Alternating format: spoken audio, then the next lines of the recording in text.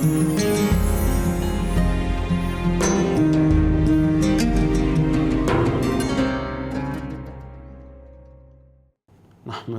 ونصلی ونسلم علی سیدنا و مولانا محمد رسولہ النبی الامین المکین الحنین الکریم رؤوف الرحیم، اما بعد، اعوذ باللہ من الشیطان الرجیم،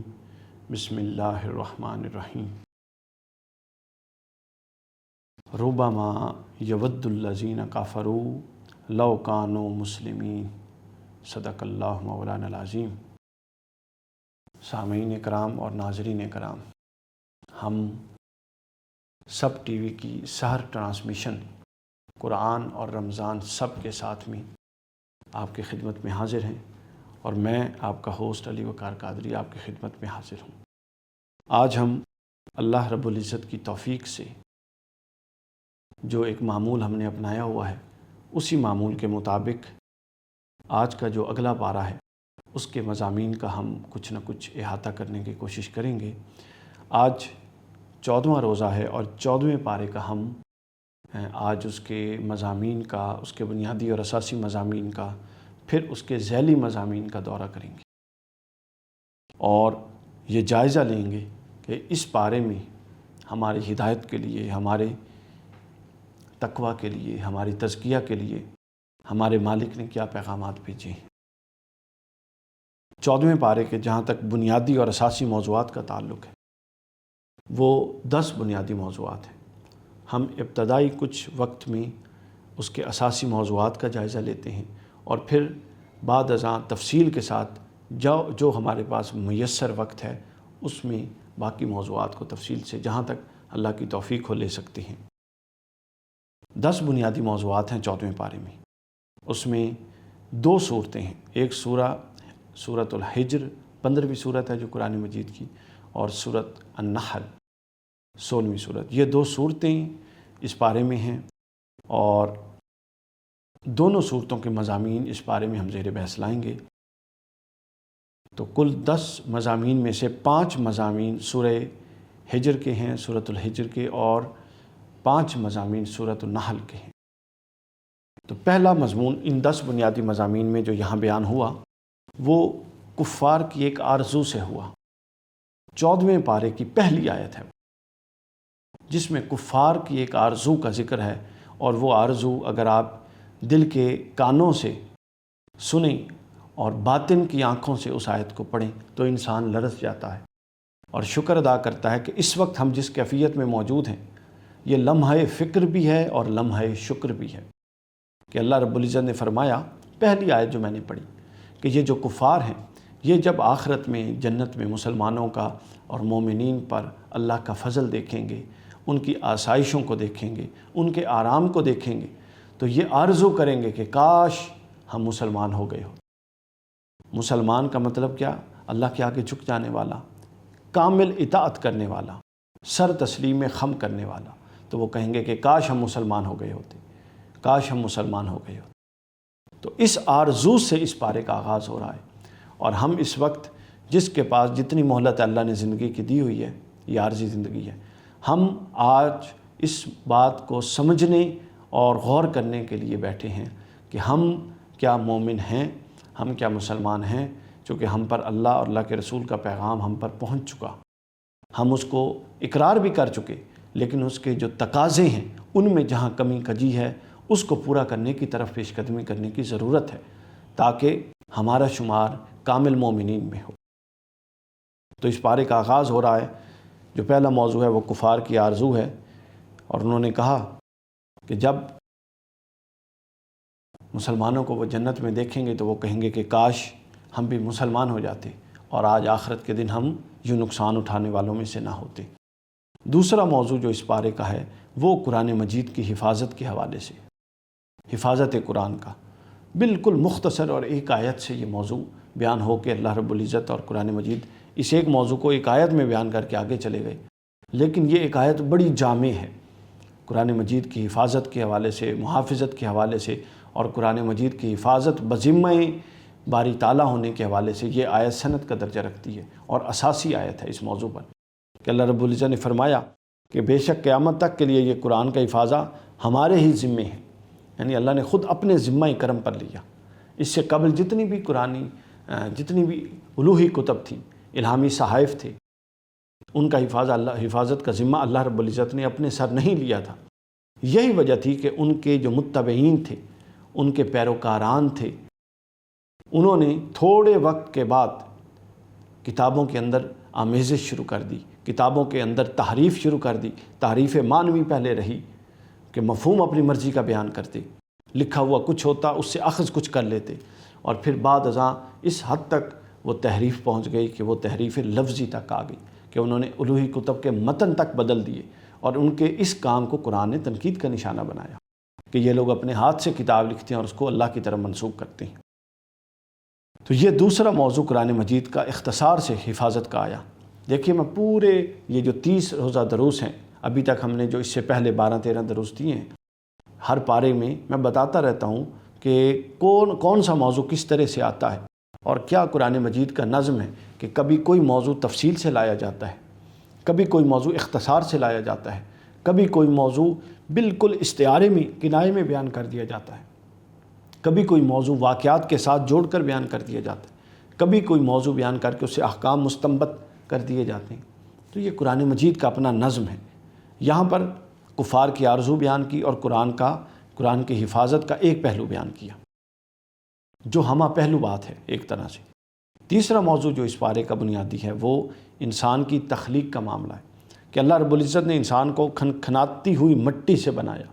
پھر بیان ہے کہ فرشتوں کا مسجود ملائک، جو انسان ہے وہ مسجود ملائک ہے کہ فرشتوں نے آدم کو سجدہ کیا۔ اس بات کا بیان ہے، یعنی انسان کی تخلیق کا بیان، اس ضمن میں انسان کی عظمت کے بعض پہلو بھی زیر بحث آئے کہ انسان کو اللہ نے کیا شرف، کیا کرامت عطا فرمائی۔ اس کے بعد شیطان کے مردود ہونے کا بیان آتا ہے کہ جب اللہ نے ملائکہ کو حکم دیا کہ آدم کو سجدہ کریں، تو ایک ان ملائکہ میں جو تھا، فرشتہ نہیں تھا، جن تھا، لیکن ملائکہ میں سے تھا، اس نے ملائکہ میں رہتا تھا، اس نے سجدہ نہیں کیا، تو اللہ رب العزت نے اس نافرمانی پر اس کو راندہ درگاہ کر دیا۔ اس کے بعد بیان آتا ہے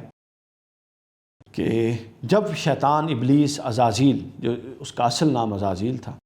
وہ راندہ درگاہ ہوا تو اس نے قیامت تک انسانوں کو گمراہ کرنے کی قسم کھائی اور اللہ سے مہلت لی، اور اس کو وہ مہلت دے دی گئی، مگر وہ مہلت مشروط کر کے دی گئی۔ اللہ نے فرمایا کہ جا تو قیامت تک کے لیے بنی آدم کو اور انسان کے بیٹوں کو اور آدم کے بیٹوں کو گمراہ کر، مگر جن پر میرا خاص فضل ہوگا اور جو میرے مخلص بندے ہوں گے، خالص میرے بندے ہوں گے، ان کے دل میں میں رچا اور بسا ہوں گا، ان پر تیرا زور نہیں چلے گا۔ یہ بیان کر دیا۔ یہ تیسرا موضوع تھا انسان کی تخلیق۔ اس کے بعد 14ویں پارے میں جو چوتھا موضوع ہے وہ ہے 3 قصے بیان ہوئے ہیں۔ ایک قصہ حضرت ابراہیم علیہ السلام کو فرشتوں کی طرف سے، یعنی اللہ کی طرف سے جو بشارت دینے کا ہے بیٹے کی، وہ ذکر ہے، اس سے بیان ہوتا ہے کہ فرشتے حضرت ابراہیم کے پاس آتے ہیں، حضرت ابراہیم علیہ السلام کو بشارت دیتے ہیں بیٹے کی، اور اس وقت حضرت ابراہیم علیہ السلام کی عمر بھی زیادہ ہو چکی ہے، آگے ہم تفصیلات میں جائیں گے، اور ان کی اہلیہ بھی بوڑھی ہو چکی ہیں۔ حضرت ابراہیم کی جو اہلیہ تھی وہ بھی بوڑھی ہو گئی۔ بظاہر جو میاں اور بیوی کی صحت کا تقاضا ہوتا ہے اولاد کے پیدا کرنے کے لیے، وہ مفقود تھا۔ تو جب خوشخبری دی گئی تو حضرت ابراہیم علیہ السلام نے خوشی کا اظہار بھی کیا اور تعجب کا اظہار بھی کیا کہ اس عمر میں بچہ ہوگا۔ فرشتوں نے کہا کہ ہم آپ کو سچی خوشخبری سنا رہے ہیں، آپ مایوس نہ ہوں۔ حضرت ابراہیم علیہ السلام نے کہا کہ نہیں، میں تو اللہ کی رحمت سے ہرگز مایوس نہیں ہوں، مایوس ہونا تو گمراہوں کا کام ہے۔ تو یوں حضرت ابراہیم علیہ السلام کا قصہ آتا ہے۔ پھر دوسرا قصہ آتا ہے کہ یہ حضرت ابراہیم کے پاس یہ جو ملائکہ آئے تھے خوشخبری دینے، یہ حضرت ابراہیم سے ہوتے ہوئے حضرت لوط علیہ السلام کے پاس چلے گئے۔ حضرت لوط کا قصہ آگے تفصیل سے آئے گا، لیکن یہاں میں مختصراً عرض کر دوں کہ یہاں پر اس قصے کے کافی سارے پہلو بیان لائے گئے ہیں کہ فرشتے جب حضرت لوط علیہ السلام کے پاس آئے تو حضرت لوط علیہ السلام کو انہوں نے کہا کہ آپ اپنے خاندان، اہل و عیال جو مومن ہو چکے ہیں اور وہ مسلمان، وہ لوگ عوام الناس میں سے جو آپ پر ایمان لا چکے ہیں، ان کو لے کر اس بستی سے نکل جائیے، تشریف لے جائیے، کیونکہ ان کی نافرمانیوں اور ان کی سرکشیوں کی بنیاد پر اللہ رب العزت نے ان کے ناپاک وجود کو زمین پر اور زمین کے صفحہ پر سے مٹانے کا، صفحہ ہستی سے مٹانے کا فیصلہ فرما دیا ہے۔ اور پھر یہ بھی بتا دیا کہ کل صبح ہوتے ہی ان کی جڑ کاٹ دی جائے گی۔ تو حضرت لوط علیہ السلام اپنی فیملی والوں کو جو ایمان لائے، اور پھر ساتھ وہ لوگ جو آپ پر ایمان لا چکے تھے مومنین، ان سب کو لے کر اپنے گھر سے نکلے، تو پیچھے اللہ رب العزت کا عذاب تھا۔ اور وہ قوم ایسی بدبخت قوم تھی کہ جو فرشتے 2 نوجوان انسانوں کی صورت میں آئے تھے، وہ قوم کے لوگ حضرت لوط کے گھر کے ساتھ پاس آ گئے ان 2 فرشتوں کو دیکھ کے، جس کو وہ عام انسان اور لڑکے سمجھ رہے تھے، چونکہ وہ لڑکوں کے ساتھ غلط کاری میں ملوث تھے۔ تو انہوں نے کہا یہ اتنے حسین لوگ یہ کہاں سے آ گئے ہیں جو لوط کے گھر جا رہے ہیں؟ تو حضرت لوط علیہ السلام نے ان کو متنبہ کیا کہ یہ اللہ کے فرشتے ہیں۔ وہ باز نہ آئے، لیکن اس کے بعد اللہ نے ان پر وہ عذاب نازل کیا کہ ان کی بستی 3 گنا 6 گنا عذاب تھا، جس کا ہم آگے تفصیل سے بیان کریں گے۔ اس کے بعد قوم سمود کا ذکر آتا ہے، اصحاب الحجر۔ یہ وہ لوگ ہیں جو ظلم اور زیادتی کی راہ پر چلنے والے تھے، بار بار سمجھانے کے باوجود یہ بت پرستی چھوڑنے پر آمادہ نہیں تھی۔ انہیں مختلف قسم کے معجزات دکھائے گئے، اور ان کی طلب پر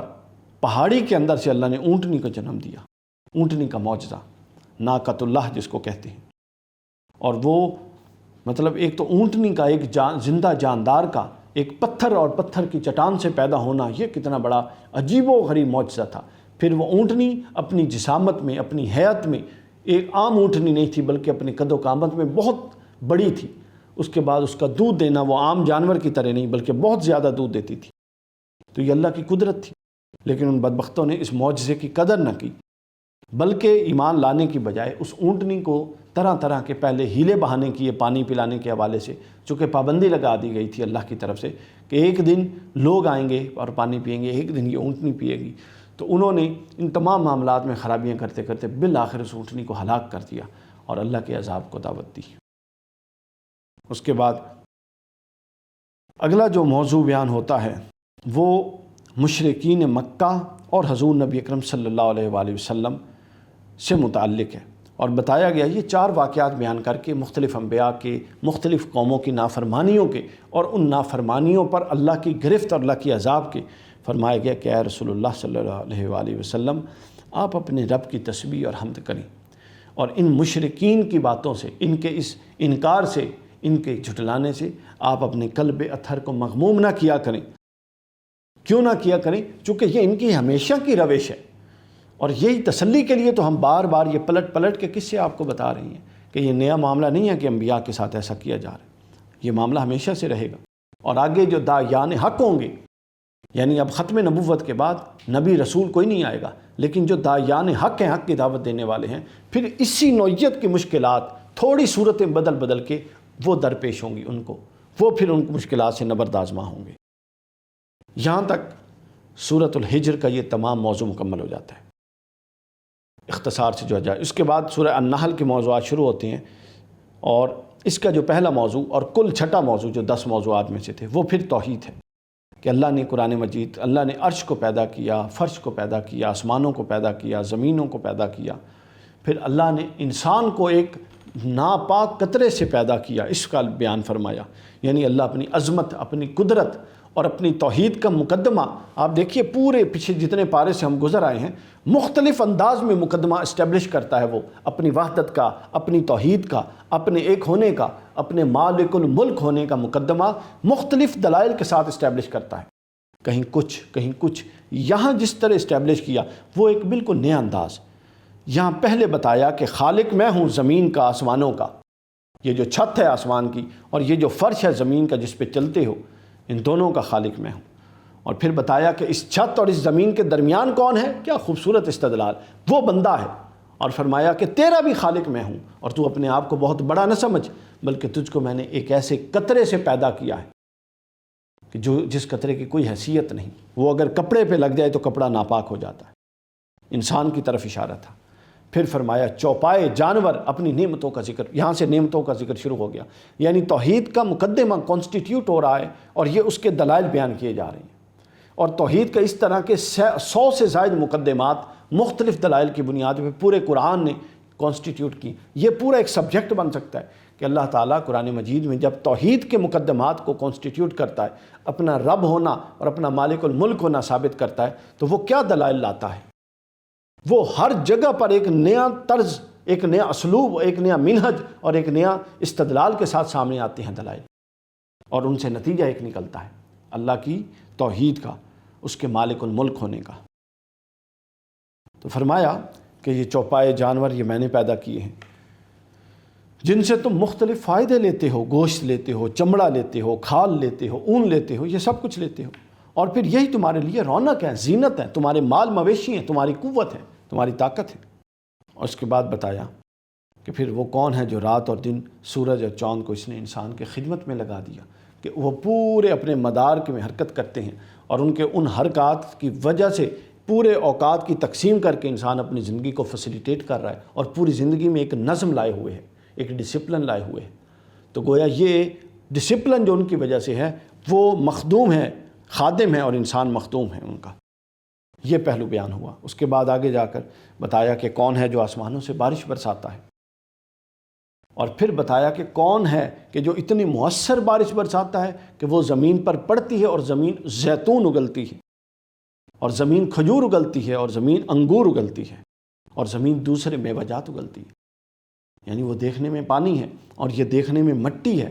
تو استدلال یہ ہے کہ وہ کیا تاثیر ہے، وہ کون ہے جو اس پانی میں، آپ پانی اور مٹی کو ملا کے رکھ دیں کہ جگ کے اندر یا ایک برتن کے اندر، کیا نکلے گا اس سے؟ لیکن وہ کون ہے جو اس پانی اور اس مٹی کو یوں ملا دیتا ہے اور اس کے اندر سے یوں خوبصورت رزق پیدا کرتا ہے۔ پھر میوے، غلے، ان ساری چیزوں کا ذکر ہے۔ پھر دریاؤں سے آگے اگلا موضوع آتا ہے، پھر دریاؤں سے تازہ گوشت اور زیورات، معدنیات جو دریاؤں سے نکلتے ہیں، سمندروں سے، وہ کون نکالتا ہے؟ یعنی یہ معدنیات سمندروں سے نکالنا یہ بہت بات کی بات ہے، اور قرآن نے کتنا عرصہ پہلے یہ اشارہ دے دیا تھا کہ وہ کون ہے جو سمندروں سے جانوروں اور تازہ دریائی جانوروں کے گوشت، مچھلی وغیرہ اور زیورات کو مہیا کرتا ہے، وہ اللہ ہے۔ اور پھر فرمایا سمندر میں جہاز اور کشتیاں کس کے حکم سے چلتی ہیں؟ وہ اللہ ہے۔ اور آگے کہا کہ اگر اللہ کی نعمتوں کو تم شمار کرنا چاہو تو شمار نہیں کر سکتے، لیکن تم یہ کرو کہ اتنی نعمتیں ہیں، یہ پورا یعنی مختلف پہلو اور مختلف اینگلز اس نعمتوں کے بیان کر دیے، جن کا تعلق انسان کی تخلیق سے بھی ہے، جن کا تعلق کائنات کی تخلیق سے بھی ہے، زمین اور آسمان، ان کا تعلق انسان کے رزق سے بھی ہے، بارش اور پانی، اس کا تعلق سمندری جانداروں سے بھی ہے، اس کا تعلق چرند پرند، درخت، پانی، سب کچھ سے ہے۔ یعنی ہر شے کا پورا مقدمہ بیان کر کے آخر پہ کہا کہ اس کی اتنی نعمتیں ہیں کہ تم شمار بھی نہیں کر سکتے۔ تو مولا تقاضا کیا ہے؟ شمار تو نہیں کر سکتے کہ کریں کیا؟ تو وہ کہتا ہے، اور وہ دل کے کانوں میں اس قرآن کے ذریعے ہمیں یہ آواز ڈالتا ہے کہ تم گن نہیں سکتے، تم صرف یہ کرو کہ ان نعمتوں پر شکر گزاری شروع کر دو، ان نعمتوں کی ناشکری ختم کر دو۔ صرف اور صرف ان نعمتوں کے عوض جو اللہ کا حکم ہے وہ کیا ہے کہ اس کی شکر گزاری کی جائے۔ دوسرا موضوع پھر سورۃ النحل میں جو بیان ہوتا ہے، اور اس پارے کا 7واں موضوع، وہ ہے رسالت۔ حضور نبی اکرم صلی اللہ علیہ وسلم کو حکم دیا گیا کہ آپ لوگوں کو حکم جو دیں، جو تبلیغ کریں، جو نصیحت کریں، وہ موعظت حسانہ، بڑے اچھے انداز میں کریں۔ اسلوب دعوت اور دائی کے اوصاف بیان کیے گئے کہ دائی کو حکیم ہونا چاہیے، دائی کو اگلے کا جو جس سے مخاطب ہو رہا ہے اس کی عقل کا اندازہ ہونا چاہیے، اس کی صلاحیت کا اندازہ ہونا چاہیے، اس کے میلانات کا اندازہ ہونا چاہیے، اس کے رجحانات کا اندازہ ہونا چاہیے۔ یہ نہیں کہ جاتے ہی کسی ایسی بات پہ تنقید شروع کر دی جو اس کے ہاں بہت مقدس ہے، تو آگے معاملہ کیسے چلے گا، وہ بات کیسے سنے گا؟ ہمارے ہاں تو یہی ہوتا ہے کہ کفر سے بات شروع کرتے ہیں کہ فلاں تو اگر کوئی بندہ مثال کے طور پہ کسی کا فالوور ہے تو ہم اس بات سے ہمارے معلمین الا ماشاء اللہ مبلغین بات شروع کیا کرتے ہیں، جی یہ تو کفر ہے، اور کفر سے بات آگے چلاتے ہیں، جس سے پہلے دروازہ کھلنے سے پہلے ہی دروازے بند کر دیتے ہیں۔ اور اس کی صرف ایک وجہ ہے، اس کی ایک وجہ ہے، اور وہ وجہ کیا ہے؟ تعصب، تنگ نظری، جہالت، دل و دماغ میں وسعت نہ ہونا، یہ اس کی بڑی وجہ ہے۔ تو یہاں پر دائی کے اوصاف بیان کیے گئے کہ دائی کو صبر و تحمل والا ہونا چاہیے اور حکمت و دانش والا ہونا چاہیے، اس کے بعد شہد کی مکھی ہے، کیا خوبصورت بیان آیا شہد کی مکھی کا، اور شہد کی مکھی ہی کو نمل کہتے ہیں، اور اسی شہد کی مکھی کی بنیاد پہ اس سورت کا نام بھی سورہ نمل ہے۔ شہد کی مکھی کا ایک پورا نظام حیات اس میں ڈسکس کیا گیا، اور اس کے اندر سے ہمیں عبر اور نصائح اور نصیحت حاصل کرنے کے لیے کہا گیا، اور یہ بھی اللہ کی قدرت کے مظاہر کے طور پہ ایک مظہر ہے جو بیان کیا گیا۔ بیان ہوا کہ شہد کی مکھی کے حوالے سے کہ شہد کی مکھی کا نظام بہت عجیب ہے، اور وہ یہ ہے کہ یہ اللہ کے حکم سے پہاڑوں اور درختوں میں اپنا چھتا بناتی ہے، اور یہ مختلف قسم کے پھلوں کا رس چوستی ہے، پھر ان سے رس نکال کر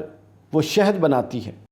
مختلف رنگوں کے پھلوں سے، مختلف رنگوں کے پھولوں سے، اور اس شہد میں اللہ نے انسانوں کے لیے شفا رکھی ہے، اور وہ بڑی شاندار چیز ہے، اس کا بھی تفصیلی بیان آگے آئے گا۔ اس کے بعد 8واں موضوع اس پارے کا وہ جامع آیت ہے، ایک آیت وہ بڑی شاندار آیت ہے، اور اس کو بہت جامع آیت کہا گیا۔ حضرت عبداللہ ابن مسعود نے بھی اس کو جامع آیت کہا۔ اس آیت میں 3 کاموں کے کرنے کا حکم ہے اور 3 کاموں سے رکنے کا حکم ہے۔ کرنے کا حکم ہے عبادت، معاملات میں عدل، اور ہر ایک کے ساتھ حسن سلوک اور قرابت داروں کے ساتھ تعاون، یہ 3۔ اور رکنے کا حکم ہے واضح برائی سے، منع کردہ کاموں سے، اور ظلم کرنے سے۔ 3 کاموں سے رکنے کا حکم ہے۔ اس آیت پر بھی ہم بات کریں گے۔ اس کے بعد آخر میں 14ویں پارے کے اختتام پر جو 10واں موضوع ہے، آخری موضوع، وہ حضرت سیدنا ابراہیم علیہ السلام کی تعریف کی گئی، اور 2 پہلو بیان کر کے حضرت ابراہیم کی تعریف کی گئی۔ حضرت ابراہیم مخلص تھے اللہ کے لیے، یعنی بالکل خالص تھے، ان کے کسی عمل میں ما سوی اللہ، کسی کی رضا کا کوئی دخل نہیں ہوتا تھا۔ یعنی درس یہ ہے کہ ہم بھی مخلص ہو جائیں اللہ کی اطاعت میں۔ دوسرا یہ ہے کہ شاکر تھے، شکر گزار تھے، ہر لمحہ شکر گزاری۔ تو یہ 2 عمل بتائے، اور ان 2 عملوں کو بیان کرنے کے بعد حضور نبی اکرم صلی اللہ علیہ وسلم کو اللہ نے تلقین فرمائی کہ اے محبوب، آپ ابراہیم کی سنت پر چلیں اور اس کی پیروی کریں اور اتباع کریں۔ یعنی یہ 2 ایسے عظیم امور ہیں، اخلاص اللہ کی راہ میں، اللہ کے لیے اخلاص، مخلص ہو جانا، اور پھر شکر گزاری۔ یہ 2 ایسے امور ہیں کہ ان کی بنیاد پر حضور نبی اکرم صلی اللہ علیہ وآلہ وسلم کو اللہ نے فرمایا کہ آپ ابراہیم کے اسوہ کو فالو کریں۔ یہ 14ویں پارے کے مضامین کا جائزہ ہم نے آپ کی خدمت میں پیش کیا۔ اب ہم اس کے مفصل بیان پر آ جاتے ہیں۔ اس کے اندر جو پہلو تفصیل سے زیر بحث آ چکے ان کو ہم دوبارہ زیر بحث نہیں لائیں گے، اور جو پہلو ابھی تشنا طلب ہیں ان پر کچھ گفتگو کریں گے انشاءاللہ۔ سورۃ الحجر جو ہے، جس سے اس پارے کا آغاز ہو رہا ہے، یہ مکی صورت ہے، 99 آیات ہیں اس کی، اور 6 رکوع ہیں۔ اس میں چونکہ وادی حجر کا اور حجر کے رہنے والے قوم کا، جس کو قوم سمود کہتے ہیں،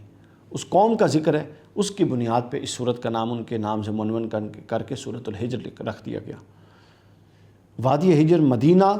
اور شام کے درمیان واقع ہے۔ یہ جو یہ ہستی، یہ جو بستی ہے جس کا یہ پورا قصہ ہے، اور جن کے عذاب کا قصہ میں نے مختصر بتایا، ابھی تفصیل سے آئے گا،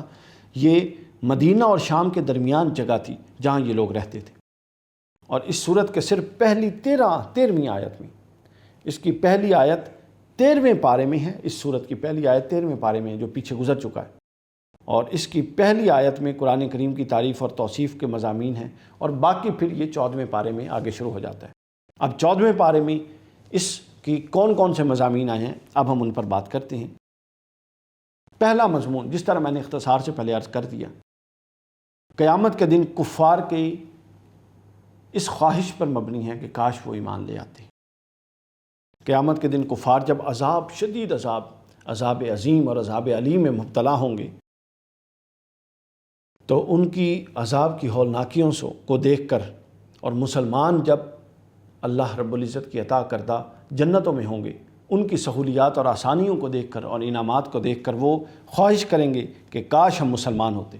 لیکن ظاہر ہے کہ اس دن کا ایمان اور ایمان کی تمنا کسی کام نہیں آنے والی، وہ محض ایک خواہش ہی خواہش ہے۔ جبکہ آج کا دن حال ہمارے پاس جب موجود ہے، حال یہ ہے کہ ہم اللہ کے رسول کی تعلیمات پر عمل کر سکتے ہیں، اور وہ مسلمان ہونے کا دعویٰ جو وہ وہاں جا کے کر رہے تھے، اور حسرت اور ندامت اور افسوس اور تعسف کے جذبات کے ساتھ کر رہے تھے، ہم آج کر سکتے ہیں کہ ہم اپنے آپ کو، اللہ نے ہمیں ایمان کی دولت دی ہے، لیکن مسلمان کا لفظ آیا کہ ہم مسلمان ہوتے، تو مسلمان وہ ہوتا ہے سلم یسلم سے جس نے تسلیم کر لیا ہو، اپنے آپ کو اللہ کے آگے جھکا دیا ہو، سر تسلیم خم کر دیا ہو، اطاعت میں، فرما برداری میں، جن احکام سے روکا گیا معصیت میں اس سے توبہ کر چکا ہو، تو وہ پھر پورا کامل مسلمان ہوتا ہے۔ تو یہاں پر جو لایا گیا کہ کاش ہم مسلمان ہوتے، یہ محض زبانی اقرار کی بنیاد پہ نہیں ہے۔ فقال لہ ربہ اسلم، حضرت ابراہیم کے حوالے سے آیا، ابراہیم کو اللہ نے فرمایا کہ ابراہیم جھک جاؤ، فقال اسلمت لرب العالمین، حضرت ابراہیم نے عرض کی میں اپنے عالمین کے رب کے آگے جھکتا ہوں۔ تو مسلمان اس کو کہتے ہیں جو جھکا ہوا وہ اللہ کے آگے جھک جاتا ہو ہر بات میں، یعنی مسلمان اکڑ نہیں ہے، مسلمان میں ضد نہیں ہے، مسلمان میں ہٹ دھرمی نہیں ہے، اطاعت ہے، فرما برداری ہے۔ مسلمان غلطی کرتا ہے، نو پرابلم، لیکن اس غلطی پر معافی ہے، اس غلطی پر اعتراف ہے، اس غلطی پر ندامت ہے، اس غلطی پر شرمندگی ہے، اور اس غلطی کے بعد ایک نئے سفر کا آغاز ہے۔ اور غلطی پر ڈٹ جانا یہ شیطانی روش ہے، میں نے پہلے بھی بیان کیا کہ حضرت آدم سے بھی خطا ہوئی اور شیطان سے بھی خطا ہوئی۔ حضرت آدم نے شجر ممنوعہ کا پھل نہ کھایا اور شیطان نے اللہ کے حکم پر سجدہ نہ کیا، لیکن جب آدم سے پوچھا گیا کہ پھل کیوں کھایا تو حضرت آدم نے عرض کی ربنا ظلمنا انفسنا وَإِن لَّمْ تَغْفِرْ لَنَا وَتَرْحَمْنَا لَنَكُونَنَّ مِنَ الْخَاسِرِينَ، کہ باری تعالیٰ ظلم ہو گیا مجھ پر، اب اگر تو نہ رحم کرے اور تو نہ بخشے تو میں تو نقصان اٹھانے والوں میں سے ہوں۔ اور ادھر شیطان سے پوچھا گیا تو اس نے کہا خلقتنی من النار وخلقتہ من الطین، مجھے آگ سے بنایا گیا، آدم کو مٹی سے، آگ اوپر جاتی ہے افضل ہے، مٹی نیچے جاتی ہے مفضول ہے، میں اس کو کیوں سجدہ کروں؟ تو گویا غلطی پر ڈٹ جانا اور غلطی پر اکڑ جانا یہ تباہ کن ہے۔ تو مسلمان ہونے کے تقاضوں میں سے ایک تقاضا یہ ہے، اور اللہ کے رسول نے خود فرمایا، حدیث سے صحیح، آپ نے فرمایا تمام مسلمان خطا کار ہیں، یہ حدیث ہے، تمام مسلمان خطا، زبان رسالت معاب سے ادا ہوئی یہ کلمات اور یہ مفہوم جو میں مفہوم عرض کر رہا ہوں جن کلمات کا، کہ تمام مسلمان خطا کار ہیں، مگر اچھے خطا کار وہ ہیں جو توبہ کرنے والے، یعنی اچھے خطا کار وہ ہیں جو ڈٹ نہیں جاتے، اچھے خطا کار وہ ہیں جو بس احساس کر کے پھر فوراً بیٹھ جاتے ہیں کہ باری تعالیٰ بس ہو گیا، اب بتا تیری علاوہ کوئی در ہے تو بتا، وہاں چلے جاتے ہیں، نہیں تو معاف فرما۔ اس حوالے سے حضرت مولا کائنات حضرت علی کرم اللہ وجہ الکریم کا بھی ایک قول بڑا شاندار، حضرت علی نے نہج البلاغہ کی تیسری جلد جو ہے کتاب النصائح، اس میں حضرت علی فرماتے ہیں کہ بدبخت ہے وہ شخص جو توبہ کی امید پر گناہ کرتا ہے اور زندگی کی امید پر توبہ نہیں کرتا۔ وہ گناہ اس لیے کر لیتا ہے کہ توبہ کر لوں گا، اور توبہ کیوں نہیں کر رہا؟ وہ یہ سمجھ رہا ہے میں کون سا مر رہا ہوں، ابھی زندہ ہوں، بہت وقت ہے کر لوں گا۔ تو یہ روش درست نہیں ہے۔ تو روش کیا درست ہے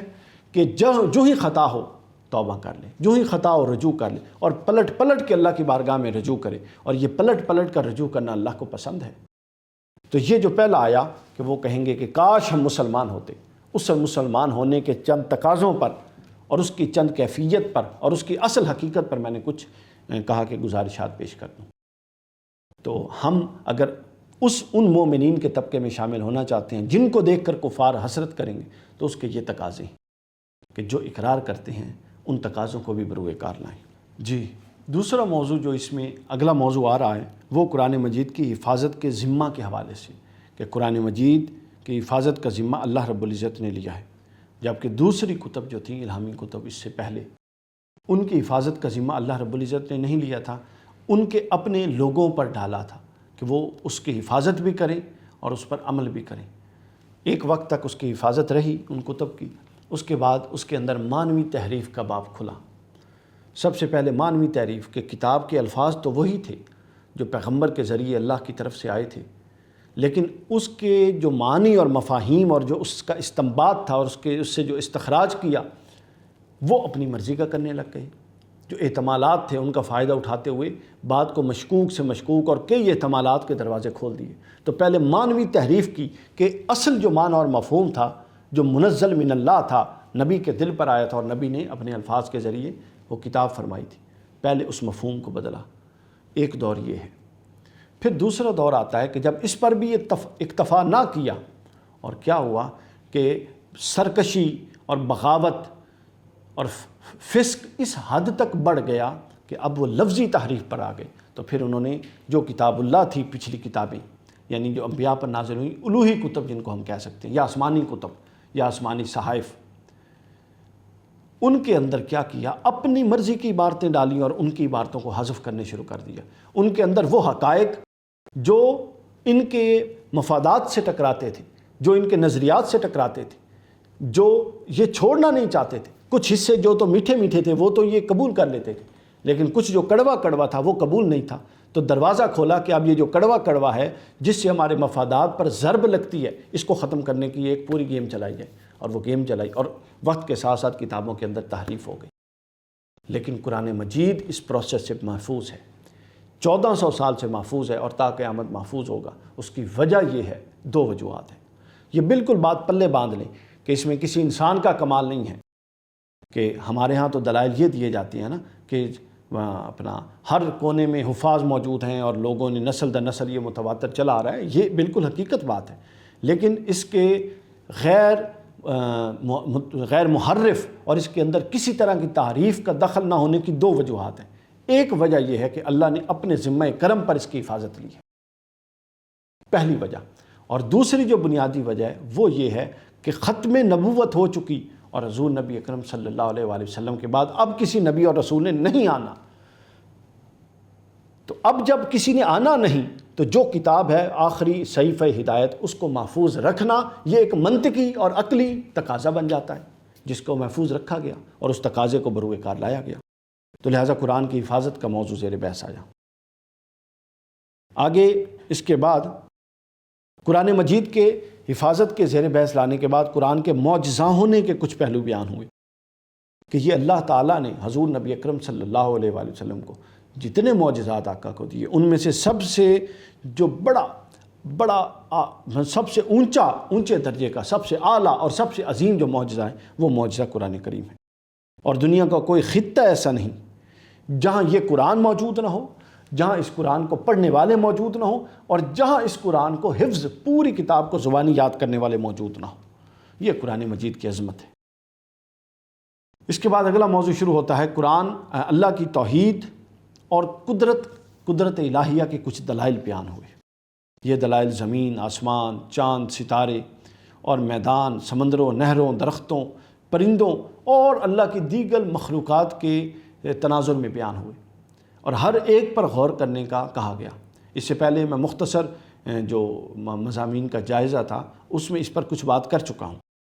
کہ اللہ رب العزت جب توحید کا موضوع کانسٹیٹیوٹ کرتا ہے، قرآن میں جا بجا دیکھیے ہر پارے میں،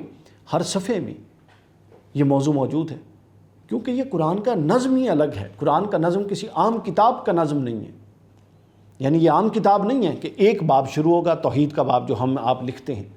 توحید کا باب شروع ہوا، توحید سے متعلق تمام بحثیں اس میں آ گئیں، پھر رسالت کا باب شروع ہوگا، پھر رسالت کی جملہ بحثیں اس میں، پھر آگے آخرت کا باب۔ نہیں، قرآن کا یہ منہج نہیں ہے۔ قرآن کا جو اسلوب اور منہج اور جو نظم ہے وہ کیا ہے کہ ایک ہی بات میں، ایک ہی صفحہ پر آپ کو بیک وقت توحید بھی ملے گی، اسی آیت میں رسالت بھی ملے گی، اسی آیت میں آخرت بھی ملے گی، اسی آیت میں عقیدہ بھی ملے گا، اسی آیت میں آپ کو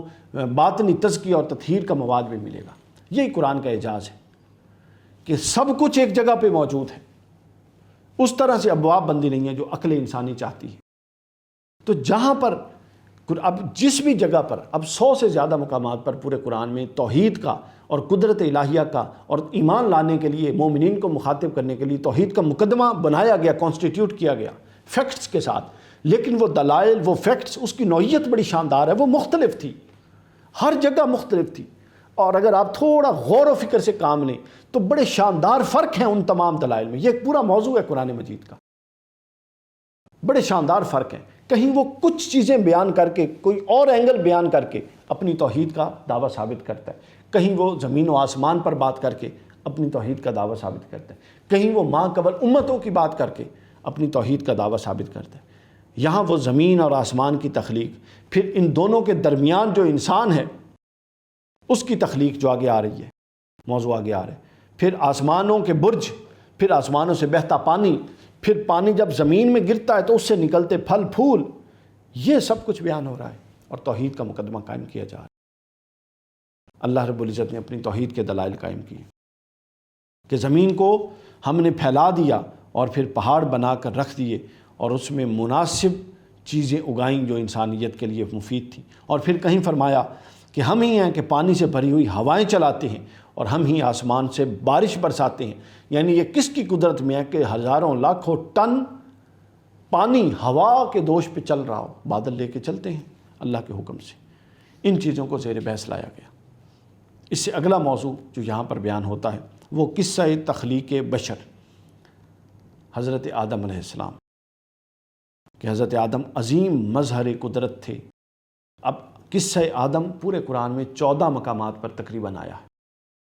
اب یہاں پر جو آیا ہے یہ بھی قرآن کا وہ خاص نظم اور وہ خاص اعجاز کار فرما ہے کہ وہ چیز 14 نہیں 1400 دفعہ بھی آئے تو ہر دفعہ وہ چیز ایک نیا پہلو اور ایک نیا لطف اور ایک نیا حظ لے کر آتی ہے۔ وہ محض ریپیٹیشن یعنی تکرار مکرر محض نہیں ہوتا، اس کے اندر حکمت ہوتی ہے۔ تو یہاں جو قصہ آدم آیا یہ عظمت بشر کے ضمن میں آیا کہ اللہ نے بشر کو کتنی عظمت عطا کی، اس ضمن میں آیا۔ تو پہلی چیز بیان کی کہ آپ کی پیدائش یقیناً قدرت ربانی کے معجزات میں سے ایک معجزہ تھی، کیونکہ نہ ماں نہ باپ، بے جان مٹی سے اللہ رب العزت نے ایک وجود خلق کر دیا اور پھر اس کو زندگی عطا کر دی، پھونک مار دی۔ اور نہ صرف زندگی عطا کی بلکہ وہ متحرک وجود بنا دیا جو حرکت بھی کرتا تھا، چلتا بھی تھا، بیٹھتا بھی تھا، اٹھتا بھی تھا۔ پھر چلنے پھرنے کے بعد اگلا جو اس کو خاص صلاحیت دی وہ سوچنے سمجھنے کی صلاحیت دی، شعور تھا، کانشیس مائنڈ، سب کانشیس شعور اور لا شعور کی نعمتیں وہ عطا کی۔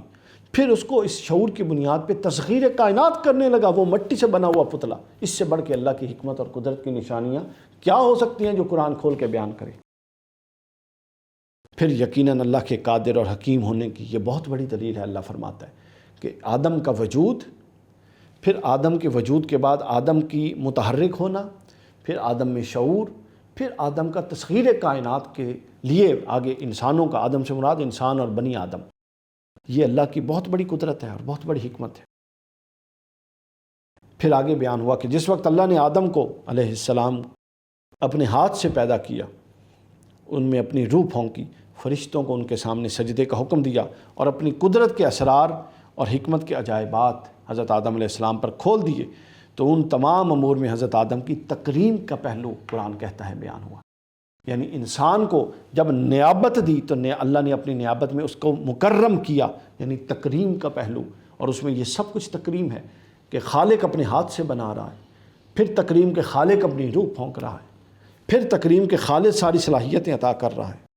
پھر تکریم کے ملائکہ سے سجدہ کروایا جا رہا ہے، پھر تکریم کے خالق خود علم پڑھا رہا ہے، علم الاسماء کلھا، خالق خود علم پڑھا رہا ہے۔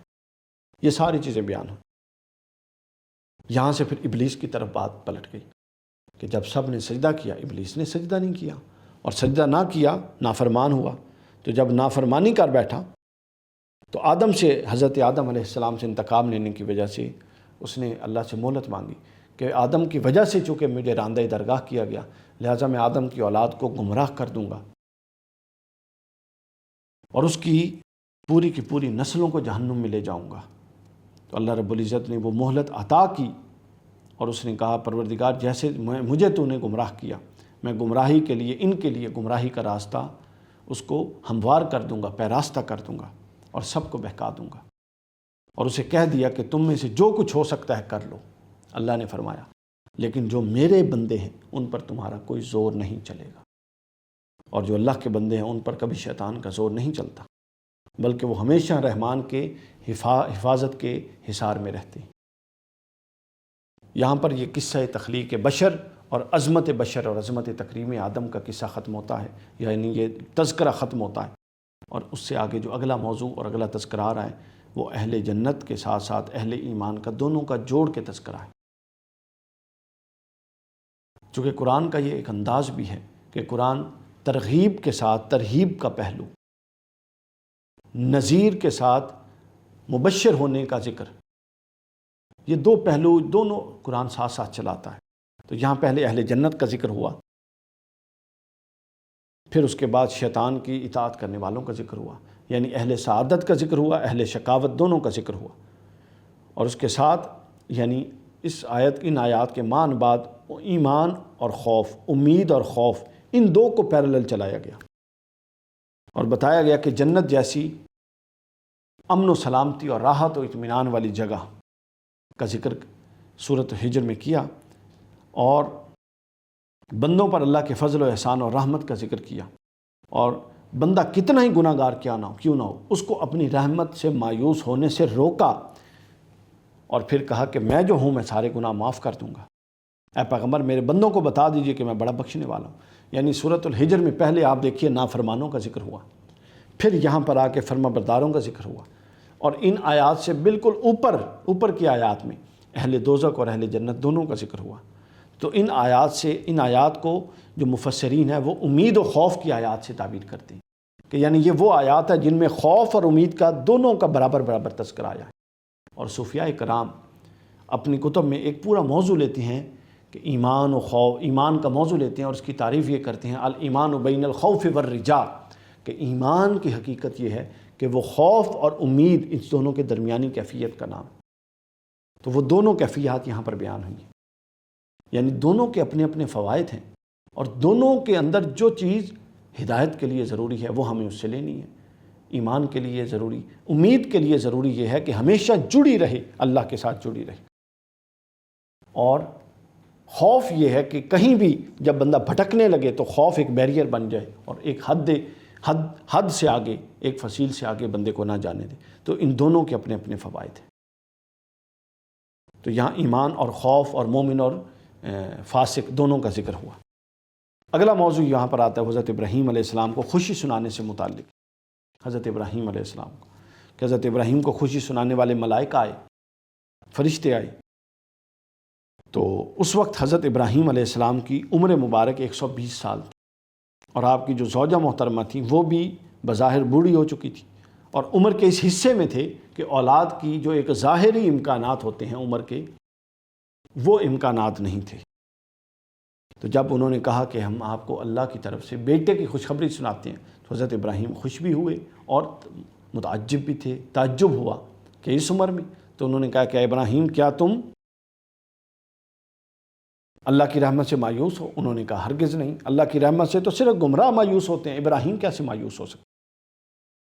چونکہ یہاں ایک مایوسی کے حوالے سے اور رحمت الہی کے حوالے سے دونوں کا ذکر ہے، اور اس پر میں کچھ بات کرنا چاہ رہا ہوں۔ دو چیزیں ایسی ہیں جو اسلام کے پورے باپ میں اور اسلام کے پورے تصور میں، ان کو اگر اسلام کا اصول حرکت کہا جائے تو یہ غلط نہیں ہوگا۔ یعنی دو چیزیں ایسی ہیں جو ایک سٹیٹک، جامد اور سٹیگنٹ بندے کو پروگریسو اور متحرک بنا دیتی ہیں اور جد و جہد پر آمادہ کر دیتی ہیں۔ وہ دو چیزیں ہیں، ایک چیز ہے توبہ، وہ امید دلاتی ہے توبہ کہ پیچھے جو کچھ جل گیا تھا، بندہ جب کامل توبہ کرتا ہے تو اس کو اوپر سے ایک اطمینان نازل ہوتا ہے اللہ کی طرف سے کہ وہ سب کچھ جلا ہوا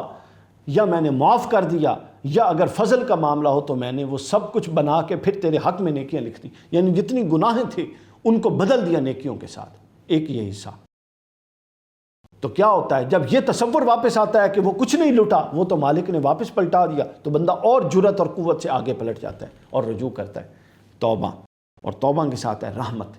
یعنی بے شک 10 دفعہ ناکامی ہو، بے شک نتائج نہ آئیں، لیکن آپ مایوسی کا دامن ہاتھ میں ہرگز مت تھامیں، بلکہ امید کے ساتھ چلیں، اور اس کی رحمت سے۔ اور کفر ہے یہ مایوسی، اللہ کی رحمت سے مایوسی کفر ہے۔ امام غزالی علیہ رحمہ نے مکاشفۃ القلوب میں بیان کیا کہ ایک شخص نے بہت گناہ کیے، علماء کے پاس گیا، لوگوں نے کہا جی تو اتنا بڑا گناہ گار ہے، تیری تو کوئی بخشش اور مغفرت نہیں ہو سکتی۔ تو امام غزالی نے لکھا کہ وہ میدانوں میں نکل گیا اور وہ یوں ہاتھ اٹھاتا اور اونچی اونچی آواز میں اللہ کو پکارتا اور کہتا ہے کہ اے باری تعالیٰ، کیا میرے گناہ اتنے بڑھ گئے ہیں کہ تیری رحمت میرے گناہوں سے کم پڑ گئی ہے؟ پھر وہ کہتا کہ اے باری تعالیٰ، کیا میں اتنا گناہ گار ہو گیا ہوں کہ تیرا باب مغفرت میرے گناہوں کو معاف کر کے مجھے اپنے اندر سے گزار نہیں سکتا؟ وہ چیخ کر پکار کے کہہ رہا تھا کہ اے باری تعالیٰ، تو مالک ہے، کیا ایک بندے کے گناہ اتنے ہو گئے ہیں کہ تو اس کو مغفرت نہیں کر سکتا اس کی؟ جب وہ یوں بار بار پکارتا رہا تو اس وقت کے نبی پر وحی نازل ہوئی کہ یہ درست کہتا ہے، بے شک اس کے گناہ کم ہیں اور میری رحمت بڑی ہے، اور میری رحمت اس کے گناہوں پر حاوی ہے، لہٰذا اس کو بتا دو کہ میں نے اس کو بخش دیا۔ تو جو توبہ ہے اور جو رحمت ہے، امید رحمت، یہ دو اسلام میں اصول حرکت کا درجہ رکھتے ہیں۔ تو ہمیں چاہیے کہ جب بھی بات کریں چھوٹوں کو، بڑوں کو، اپنے ماتحت لوگوں کو، جو ان کو تعلیم دیں، وہ ان دو چیزوں کو مد نظر رکھ کے دیں۔ جہاں تک ایڈمنسٹریٹو پوائنٹ آف ویو سے سختی کرنے کا تعلق ہے، وہ اپنی جگہ ہے، اس کی اپنی ضرورت ہے، اس کی اپنی سگنیفیکنس ہے۔ اگر آپ بطور ایڈمنسٹریٹر صحیح سختی کے ساتھ معاملات نہیں کریں گے تو آپ بالکل فضول آدمی ہیں، آپ ایڈمنسٹریٹر نہیں ہیں اچھے۔ لیکن جب آپ کسی کاز کے لیے ان کو پریپیئر کر رہے ہوں اور کسی بڑے مقصد کے لیے پریپیئر کر رہے ہوں، کوئی نیا ٹاسک اسائن کر رہے ہوں، اور وہ یہ سمجھ رہے ہوں کہ یہ کیسے ہوگا، یہ پروفیشنل لینگویج میں اس کو تھوڑا انٹرپریٹ کرنے کی کوشش کر رہا ہوں، اور وہ سمجھ رہے ہوں کہ یہ کیسے ہوگا، یہ تو ہم نے کبھی کیا نہیں، تو پھر کیا ہے، امید اور رحمت ان دونوں کے ساتھ ان کو آگے چلایا جائے۔ کوئی بھٹکا ہوا ہے، اس کو راہ حق پہ لانا ہے، توبہ کروانی ہے، نمازی بنانا ہے، گناہ چھڑوانے ہیں، تو اس کے لیے یہ دو دروازے کہ سب سے پہلے توبہ اور اس کے بعد پھر امید رحمت پر آگے کا سفر۔ تو یہ دو چیزیں ہیں جو اسلام میں اصول حرکت کا درجہ رکھتی ہیں، اور ان دو کی بنیاد پر ہی اسلام کا اصول حرکت ہے، اور یہ دو چیزیں جو انسان کو کبھی بے خبر نہیں ہونے دیتی اور کبھی انسان کو جامد نہیں ہونے دیتی۔ اس کے بعد حضرت لوط علیہ السلام کی قوم پر عذاب کا قصہ اور واقعہ شروع ہو جاتا ہے کہ وہ جو حضرت ابراہیم کو امید اور بشارت دینے آئے تھے بیٹے کی، وہ ادھر سے ہو کے حضرت لوط کے پاس آ گئے، لوط علیہ السلام کے پاس۔ قوم لوط کا قصہ ہم پہلے بیان کر چکے کہ وہ لڑکوں کے ساتھ بدفعلی کرتے تھے، سخت گناہ تھا۔ اللہ رب العزت نے اپنے نبی کے ذریعے بار بار متنبہ کیا، اور وہ اس حد تک بڑھ گئے کہ فرشتے عذاب کے خبر دینے آئے تھے دو نوجوان لڑکوں کی صورت میں، تو قوم کے لوگ ان کے پیچھے آ گئے معاذ اللہ بدفعلی کی نیت سے۔ تو پھر کیا ہوا، ان کی گرفت ہوئی۔ حضرت لوط نے تو روکا لیکن وہ نہیں رکے، پھر ان کی گرفت ہوئی، عذاب نازل ہوا، اور عذاب ایسے نازل، انہوں نے آ کے حضرت لوط علیہ السلام سے کہا کہ آپ اپنے مومن اہل و عیال کو لیں اور ساتھ آپ اپنے ان مومنین کو لیں عوام الناس میں سے جو آپ پر ایمان لا چکے، اور آپ یہاں سے تشریف لے جائیں، کیونکہ اللہ نے کل صبح ان پر اپنے عذاب کا وعدہ نازل کرنے کا ارادہ فرما لیا ہے، اور ان کو جڑ سے اکھاڑ دیا جائے گا اور ان کو صفحہ ہستی سے مٹا دیا جائے گا۔ اور ان پر 3 گنا عذاب نازل ہوا۔ پہلا عذاب یہ نازل ہوا کہ صبح اٹھتے ہی، سورج نکلتے ہی ایک چنگاڑ چیخ آئی، جنہوں نے ان کے دل اور قبض کر دیے، اور بالکل اس خوف سے ان کے دل بند ہو گئے۔ اس کے بعد اس شہر کو اٹھا کر الٹ دیا گیا، اور اس کے بعد ان پر پتھروں کی بارش کی گئی، اللہ کی ناراضگی۔ یعنی اس فعل پر اللہ کی ناراضگی کا عالم دیکھیں، استغفر اللہ العظیم۔ اور ہمارے معاشرے کس طرف جا رہے ہیں وہ بھی آپ دیکھ لیں۔ آئے روز ہم بچوں کے ساتھ جنسی تشدد کے واقعات سن رہے ہیں۔ تو یہ تو حضور نبی اکرم صلی اللہ علیہ وسلم کا فضل اور کرم ہے کہ ہم پر پتھروں کی بارش نہیں ہو رہی، لیکن یہ گناہ اپنی حیثیت اور حیت میں کم نہیں ہو گئے، بلکہ یہ انڈیویجول حیثیت میں اللہ کی اسی ناراضگی کا باعث ہے، اسی طرح لعنت ان پر برستی ہے۔ لیکن پتھر اس لیے نہیں برس رہے کہ ان کے ساتھ ایک ٹیگ اٹیچ ہے کہ وہ امت محمدیہ ہوئے، اور اللہ کا وعدہ ہے لا یعذبہم وانت فیہم، کہ آپ جب تک ان میں تشریف فرما ہے میں ان کو یوں اجتماعی عذاب نہیں دوں گا۔ لیکن ہمیں اجتماعی توبہ کرنے کی ضرورت ضرور ہے، اور اس نوعیت کے واقعات پر اپنا سخت ترین ایمانی، اخلاقی اور معاشرتی اور دینی رد عمل دینا چاہیے۔ ہم خاموش ہو کر بیٹھے۔ تو یہ قوم لوط کا قصہ آیا۔ اس کے بعد قوم سمود کا، اصحاب ہجر جن کو کہا جاتا ہے۔ حضرت صالح علیہ السلام ان کے پاس آئے، استہزاء کیا، مذاق اڑایا، انکار کیا، آیتوں کو جھٹلایا، بت پرستی نہ چھوڑی، عجیب عجیب معجزات مانگتے۔ اللہ نے وہ معجزہ ان کا پورا کیا کہ جو ورائے عقل ہے، یعنی معجزہ تو ہوتا ہی ورائے عقل ہے، یعنی یہ پھر ان ورائے عقل معجزات میں سے بھی چوٹی کا معجزہ کہ ایک پہاڑی کے اندر سے ایک اونٹنی برآمد ہو گئی، اور وہ اونٹنی ان کی خواہش پر ہوئی، اور وہ اونٹنی اپنے قد و قامت میں اتنی بڑی، اور وہ دودھ دیتی تھی ایک معمولی اونٹنی سے بہت زیادہ، اس کو ناقۃ اللہ کہا گیا قیام میں، قرآن مجید میں۔ اب جب وہ معجزہ آ گیا، اب بجائے اس کے کہ معجزہ پورا ہونے کے بعد ایمان لاتے، پھر وہی سرکشیاں، پھر وہی سازشیں، پھر وہی انکار۔ پھر نتیجہ کیا ہوا؟ نتیجہ یہ ہوا کہ پھر اس حد تک سرکشی ہوئی کہ ان کے سامنے وہ معجزہ رونما ہوا تھا اونٹنی والا، انہوں نے اس اونٹنی کو ہی قتل کر دیا، اس کو ہلاک کر دیا، اور اللہ تعالیٰ کے عذاب میں گرفتار ہو۔ یہاں پر آ کے سورۃ الحجر کے مضامین کا تفصیلی بیان ختم ہوتا ہے۔ جو اللہ کو منظور تھا ہم نے کیا۔ ظاہر ہے قرآن کا احاطہ تو کسی انسان بشر کے بس کی بات نہیں۔ اس کے بعد اب ہم سورۃ النحل میں آتے ہیں۔ سورہ نحل مکی صورت ہے، 128 آیات ہیں، 16 رکوع ہیں۔ شہد کی مکھی کے قصے کی بنیاد پہ اس کو نحل کہا جاتا ہے، چونکہ اس میں شہد کی مکھی کا قصہ ہے، اس وجہ سے۔ اب شہد کی مکھیوں کا قصہ جو ہے یہ اللہ کی قدرت کا عظیم معجزہ بیان ہوا۔ اب آپ سنتے جائیے کہ اللہ نے کیا قدرت بیان فرمائی،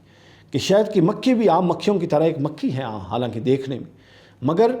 ان میں حکمت الہی سے ایسے حیرت انگیز کام وہ کرتی ہے اللہ کی قدرت سے اور اللہ کی دی ہوئی اہلیت سے کہ انسانی عقل عاجز آ جاتی ہے۔ انسان سوچتا ہے تو پریشان ہو جاتا ہے کہ ایک مکھی اور یہ کچھ کر رہی ہے۔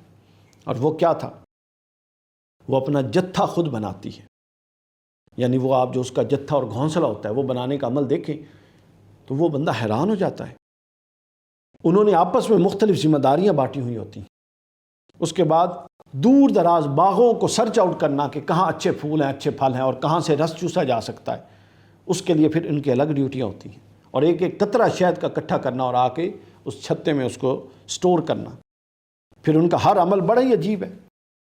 مثلا ان کا اگر چھتا، آپ لوگ ہر بندے کو ہم میں سے تجربہ ہے، ان کا وہ جو اوپر اتارتے ہیں درخت سے لگا ہوا ہے وہ دیکھیں تو اس کے اندر مسدس یعنی 6 رخے ڈبے ہوتے ہیں، خانے ہوتے ہیں، اور وہ اتنے باریک اور وہ اتنے زیادہ ہوتے ہیں، اور اللہ کی قدرت اور ان کو دی ہوئی صلاحیتوں دیکھیے، اللہ کا معجزہ دیکھیے کہ کسی خانے کے سائز چھوٹا یا بڑا نہیں ہوتا، وہ سب ایک جیسے ہوتے ہیں، یعنی اتنے ڈسپلن کے ساتھ وہ اپنا وہ بناتی ہیں۔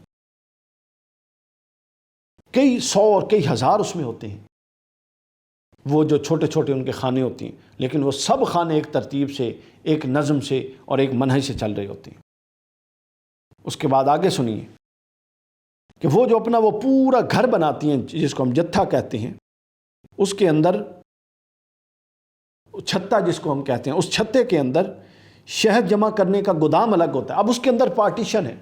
ایک جگہ وہ ہے جہاں پر لا کے وہ جو شہد پھلوں اور پھولوں کا چوس کے لاتی ہیں وہ شہد کے طور پہ جمع ہوتا ہے،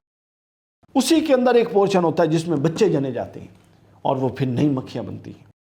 میٹرنیٹی ہوم ہوتا ہے اس میں، اسی کے اندر پھر فضلہ کے سٹوریج کے لیے ایک الگ جگہ بنی ہوتی ہے۔ ہزاروں مکھیوں پر پھر ایک اس مکھی کی حکمرانی ہوتی ہے، ڈسپلن ہے پورا وہاں پہ، اسی کی بات چلتی ہے جب تک وہ زندہ ہوتی ہے۔ تو اس چھوٹی سی مملکت میں اسے ایک مکھی کا سکہ چلتا ہے، وہی ڈیوٹیوں کو تقسیم کرتی ہے۔ پھر کام کی تقسیم، بعضوں کو دروازوں پہ کھڑا، بعضوں کو دربانی کا کام، بعضوں کو انڈوں کی حفاظت کا کام، بعض نابالغ بچوں کی جو اندر پڑے ہوتے ہیں ان کی دیکھ بھال کا کام، جس کا میں نے میٹرنیٹی ہوم کا ذکر کیا۔ بعض جگہ سرچ آؤٹ کر دی ہیں کہ کہاں پر ہمیں اچھا پھل اور پھول میسر آئیں گے شہد بنانے کے لیے، وہ پھر آ کے پیغام دیتی ہیں، تو باقی ساری جاتی ہیں۔ اور یہ اتنے ڈسپلن سے کام کرتی ہیں کہ ایک مکھی جس پھول سے یا پھل سے کچھ آبزرو کر کے جذب کر کے لے آتی ہے تو اس پر ایسا نشان چھوڑ آتی ہے کہ دوسری مکھی آ کے اس سے آبزرو نہیں کرتی تاکہ وقت ضائع نہ ہو، اور وہ نشان صرف وہ مکھی سمجھ سکتی ہے۔ یعنی ان کے اندر اتنا جو سسٹم ہے، اتنی احتیاط ہے، اور یہ سب کچھ اللہ کی قدرت ہے۔ اور اللہ نے فرمایا کہ مکھی یہ سارے کام، آیت 69 میں سورہ نحل کی، یہ مکھی یہ سارے کام ہمارے حکم سے کرتی ہے، اور بے شک اس کے اس پورے نظام میں سوچنے والوں کے لیے نشانیاں ہیں۔ کون اور ہے جو اس کے اندر یہ صلاحیتیں دے سکے؟ اور اگر کوئی غیر متعصب انسان مکھی کی زندگی پر اللہ فرماتا ہے غور کرے تو وہ مکھی کی زندگی اور شہد کی مکھی کے معاملات کو دیکھ کر اللہ کو پہچان جائے گا، اور گویا اللہ کی وحدت کا قائل ہوئے بغیر وہ رہ نہیں سکتا۔ اس کے بعد اس صورت کے اندر، سورہ نحل کے اندر بہت ساری اللہ کی نعمتوں کا ذکر ہے، جس کی بنیاد پر بعض مفسرین نے اس کو سورہ نعم بھی کہا ہے۔ نعم یعنی جو نعمتوں والی صورت ہے، سورۃ النعم، نعمتوں والی صورت جس کے اندر کثیر نعمتوں کا تذکرہ ہے۔ مثلا اس میں زمین کو فرش بنانے کا، آسمان کو چھت بنانے کا، انسان کو ایک حقیر قطرے سے پیدا کرنے کا، چوپائے پیدا کرنے کا، جانور پھر ان سے اون، کھل، دودھ، گوشت سب کچھ حاصل کرنے کا، پھر بارش کا زمین کے اندر آنا، پھر وہاں سے چیزیں نکلنا، پھر دریاؤں کا تذکرہ، پھر دریاؤں کے اندر سے تازہ مچھلیوں کا حصول، پھر دریاؤں کے اندر سے معدنیات کی صورت میں زیورات کا حصول، اور اس نوعیت کی بہت ساری، پھر سمندروں پر کشتی کا چلنا، اللہ نے اپنی قدرت، یعنی اللہ نے اپنی بے شمار مختلف انداز میں نعمتیں بیان فرمائی۔ یہ ایک پورا باب ہے، یعنی یہاں بہت تفصیل کے ساتھ اللہ کی نعمتوں کا ذکر ہے۔ اور آگے بے شمار نعمتوں، جس طرح میں نے پہلے بھی کہا کہ بے شمار نعمتوں اللہ نے خود فرمایا، اور اگر تم اللہ کی آیت نمبر 18 میں اگر تم اللہ کی نعمتوں کو شمار کرنا چاہو تو تم ہرگز شمار نہیں کر سکتے، شمار سے باہر۔ اور اگر یہ درخت قلم بن جائیں اور سمندر سیاہی بن جائیں اور اللہ کی نعمتوں کو لکھنا شروع کرو تو نہیں لکھ سکتے۔ اور بے شک تم پھر یہ کرو کہ جب اتنی نعمتیں، اتنا فضل والا، اتنا کرم والا رب ہے، تو یہ کیا کرو کہ نعمتوں کو استعمال کرنے کے بعد اس کا شکر ادا کیا کرو، اس کی ناشکری نہ کیا کرو۔ بس اتنا کچھ دے کے یہ مانگا گیا کہ ناشکری نہ کرو۔ دیکھیے نا، صحت کتنی بڑی نعمت ہے۔ ایک مسئلہ آنکھ میں آ جائے، دانت میں آ جائے، کان میں آ جائے، دل میں آ جائے، جگر میں آ جائے، کسی جگہ پر آ جائے تو انسان کتنا بے چین ہوتا ہے، اور انسان کہتا ہے کہ میرا سب کچھ لے لو، مجھے وہ صحت لوٹا دو۔ تو وہ جو سب کچھ دے کر لوٹاتا ہے اس وقت تو اس کو فکر ہوتی ہے، لیکن جب کچھ بھی نہیں تھا اس وقت فکر نہیں ہوتی کہ میں اتنا توانا اور صحت مند ہوں اللہ کے فضل سے۔ یہ نعمتوں کی ناشکری ہے۔ یعنی جب ہم احساس نہیں کرتے، غور نہیں کرتے کہ ہمارے پاس میسر کیا کچھ ہے، ہم صرف میسر چیزوں کی لسٹ بنائیں تو ہم سجدہ شکر سے ہی نہ اٹھیں کہ جو کچھ اللہ نے دے دیا یہ اللہ کا فضل ہے، یہ محض اس کا فضل ہے، یہ محض اس کا کرم ہے۔ اس میں ایک رائے برابر، اور اگر پرسنٹیج میں بات کریں تو 1% کے ہم اہل نہیں تھے، اور میں اپنی ذات کی حد تک تو یہ کہہ سکتا ہوں کہ 1% کا اہل نہیں تھا۔ یہ جو کچھ ہے یہ محض اللہ کا کرم اور اللہ کا فضل ہے۔ جب یہ عقیدہ ہم رکھیں، اگر چلو اگر کوئی اور بھی سمجھتا ہے کہ وہ کوئی اپنے آپ کو کوئی بہت اہل سمجھتا ہے تو چلیں، اہلیت سے تو زیادہ ہی اللہ نے دیا ہوا ہے نا، تو پھر بھی سجدہ شکر تو ہمہ وقت بنتا ہے۔ یہ سب اس کا فضل ہے، اس کا کرم ہے، وہ مالک ہے، بس اس کے فضل کی یہ ساری بات ہے، اس کے اندر کوئی کمال والی بات نہیں ہے۔ اس کے بعد اس سورت کو، اس پارے کے اختتام کی طرف ہم جا رہے ہیں، اور اس کے اختتام سے پہلے صرف 2 باتیں ہیں جو رہ گئی ہیں ہماری۔ ایک بات ہے، اس سورت کے اندر، سورہ النحل کے اندر ایک جامع آیت ہے جس کو جامع ترین آیت قرار دیا گیا، یعنی وہ اپنے الفاظ اور ضخامت میں جامع نہیں ہے کہ اس کے اندر کوئی طوالت ہے، بلکہ وہ اپنے مفہوم میں جامع ہے۔ حضرت عبداللہ ابن مسعود رضی اللہ تعالیٰ عنہ فرماتے ہیں کہ قرآن کریم کی یہ آیت خیر و شر کی سب سے جامع آیت ہے۔ عبداللہ بن مسعود جیسے صحابی کہ خیر و شر کی سب سے جامع آیت ہے، اور اس آیت کو سن کر ولید بن مغیرہ جو اسلام کا بہت بڑا دشمن تھا، وہ بھی تعریف کرنے لگ گیا کہ یہ اتنا نظم اس کلام میں کہ ایک آیت میں سب کچھ پرو دیا گیا۔ اور وہ آیت اتنی مقبول ہے امت مسلمہ میں کہ حضرت عمر بن عبدالعزیز کے زمانے سے ہر جمعے کے خطبے میں وہ آیت پڑھی جاتی ہے۔ اب آپ کو سمجھ آنی شروع ہو جائے گی، ہر جمعے کے خطبے میں وہ آیت پڑھی جاتی ہے، سورہ نحل کی 90 نمبر آیت، وہ آیت ہم پڑھ دیتے ہیں، ہر جمعے میں یہ پڑھی جاتی ہے، اور اس کے اندر کیا خوب بیانات ہیں۔ اللہ رب العزت نے فرمایا، بسم اللہ الرحمن الرحیم، اعوذ باللہ من الشیطان الرجیم، ان اللہ یأمر بالعدل والاحسان وایتاء ذی القربی وینہی عن الفحشاء والمنکر والبغی یعظکم لعلکم تذکرون۔ یہ آیت ہے جو ہم ہر روز، ہر ہفتے جمعے میں سنتے ہیں، اور اس آیت کے اندر 6 چیزیں بیان ہوئی ہیں۔ پورا کا پورا دین کا خلاصہ ہے جو اس کے اندر بیان ہوا ہے۔ 3 کام کے کرنے کا حکم ہے اور 3 کاموں سے رکنے کا حکم ہے، بس دیٹس اٹ، ختم ہو گئی آیت۔ جو 3 کام کے کرنے کا حکم ہے وہ کیا ہے؟ فرمایا ان اللہ یامرکم، اللہ تمہیں حکم دیتا ہے بالعدل، عدل کرنے کا۔ اور عدل کیا ہے؟ جس کا جو حق ہے وہ دیا جائے۔ کیا شاندار الفاظ، اور پھر کیا اس کی تقدیم و تاخیر میں ترتیب، کیا منطقی ربط ہے اس کا، بندہ قربان ہو جائے ان الفاظ پر۔ کہا گیا کہ بے شک اللہ تمہیں عدل کا حکم دیتا ہے۔ پہلے یہ سن لیں کہ کون سے 3 حکم دیے اور کون سے 3 روکے، پھر اس کی تھوڑی تفصیل پہ جاتے ہیں۔ عدل کا حکم دیا، احسان کا حکم دیا، اور قرابت والوں کو یعنی رشتہ داروں کے ساتھ ان کو دینے کا حکم دیا، عطا کرنے کا حکم دیا۔ 3 چیزوں سے روکا، فحشاء سے روکا، یعنی ہر وہ عمل جو فحشی، عریانی اور نفسانی ناجائز خواہشات سے متعلق ہے، فحشاء اس کو کہہ کے روکا۔ پھر منکر، ہر وہ عمل جو شریعت کے منافی ہے اس کو روکا، اور بغی، بغاوت سے، یعنی ہر وہ عمل جس میں بندہ حد سے بڑھ کے ظلم کے درجے میں چلا جاتا ہے، تکبر، حسد، بغض، کینہ، یہ سب کچھ اس سے روکا۔ تو 3 چیزوں کا حکم دیا، عدل، احسان اور قرابت کو دینا، اور 3 چیزوں سے روکا، فحشاء، منکر اور بغی، بغاوت سے۔ اب عدل پہ آ جائیں۔ اب ترتیب دیکھیں، سب سے پہلے کہا کہ عدل کرو۔ عدل کا حکم عام ہے، احکام میں عدل، معاملات میں عدل، فرائض واجبات میں، اولاد کے ساتھ، دوستوں کے ساتھ، دشمنوں کے ساتھ، سب کے ساتھ عدل۔ عدل ہے کیا؟ جو جس کا حق بنتا ہے وہ اس کو دینا، یہ عدل ہے۔ بالکل واضح کلیئر بات ہو گئی۔ پھر فرمایا والاحسان یامرکم بالعدل والاحسان، تمہیں حکم دیتا ہے عدل کا، وہ سمجھ آ گئی، والاحسان، اور احسان کا بھی حکم دیتا ہے۔ احسان کا کیا مطلب ہے؟ طبقے یہی ہیں جن کے ساتھ عدل و احسان کا حکم دیا جا رہا ہے، بتا دیا میں نے۔ احسان کیا ہے؟ کہ جس کا جو حق بنتا ہے اس سے تھوڑا زیادہ دیا جائے، یہ اس سے اوپر کا درجہ ہے کہ پہلا درجہ تو یہ کم از کم عدل تو کرنا ہی ہے تم نے، عدل سے نیچے تو جا نہیں سکتے، وہ گناہ ہے۔ تو عدل کرو، اور بہتر یہ ہے اللہ چاہتا ہے کہ احسان کرو، یعنی اگر کسی کو دینا ہے جو اس کا اصل حق ہے اس سے تھوڑا زیادہ دو، یہ احسان ہے۔ تو احسان کیا ہے؟ ہر اچھا عمل جو واجب بنتا ہے اس سے زائد دیا جائے، اور ہر ایک کے ساتھ احسان کیا جائے، رشتہ داروں کے ساتھ احسان، عبادات کے معاملے میں احسان، حیوانات کے معاملے میں احسان، حتیٰ کہ ہر ایک کے ساتھ احسان۔ تو یوں ہر مستحق کی مدد کرنی چاہیے، لیکن آگے قرابت داروں کا بالخصوص ذکر آ گیا سب سے پہلے کہ قرابت داروں کا ذکر کرو، یعنی اس آیت سے ٹوٹل 6 احکام نکلتے ہیں، عدل کا، احسان کا، اس کے بعد قرابت داروں کے ساتھ ان کو عطا کرنے کا، ان میں کوئی تنگ دست ہے اس کو دینے کا، اس کی مدد کرنے کا، اس کا دوہرا اجر ہے۔ ایک تو اجر صدقہ دینے کا ہے، آپ نے اللہ کے نام پر مدد کی، دوسرا پھر مدد کی اس رشتہ دار کی، اس پر اجر دوہرا ہو جاتا ہے، تو دوہرا اجر ہے، اس لیے کہا کہ ان کو دو۔ اور یہ بھی ایک ناقابل غیر پسندیدہ بات ہے اور ناپسندیدہ بات ہے کہ آپ کے اعزا و اقارب، رشتہ دار، جاننے والے اور قریبی لوگ تنگ دست ہوں اور آپ پوری دنیا میں جا کے صدقہ و خیرات کرتے پھر رہے ہوں۔ نہیں، سب سے پہلے اپنے رشتہ دار، اس کے بعد ہر ایسا عمل جس کی قباحت بالکل واضح و فحشا،